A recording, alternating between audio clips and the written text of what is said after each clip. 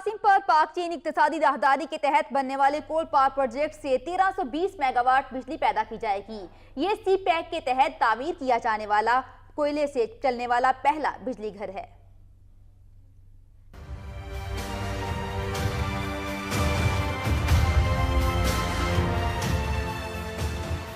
Fort Qasim پر پاک چین اقتصادی راہداری کے تحت تعمیر ہونے والے 1320 میگا واٹ کے کول پاور پلانٹ 2.08 بلین امریکی ڈالر لاگت کا یہ منصوبہ، جو کہ بحیرہ عرب کے ساحلی لائن پر کراچی میں 33 کلومیٹر کے فاصلے پر واقع ہے۔ یہ پروجیکٹ سی پیک کے تحت توانائی کے شعبے میں ترجیحی بنیاد پر عمل درآمد کیے جانے والے 21 منصوبوں میں شامل ہے، جو جلد پیداوار دینے والے منصوبوں میں سر فہرست ہے۔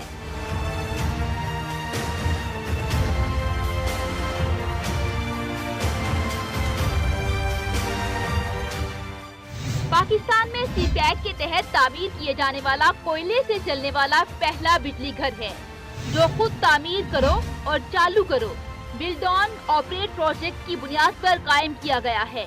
کول پاور پلانٹ بجلی کی قلت کی وجہ سے بند کی جانے والی صنعتوں کو دوبارہ شروع کرنے میں مدد دے گا۔